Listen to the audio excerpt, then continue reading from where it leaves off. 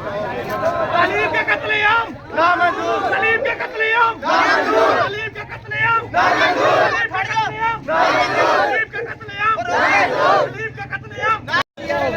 बोलिए मगर अब लाला तोड़ के के हो ओ बराम छोड़ो देख उधर रखो उधर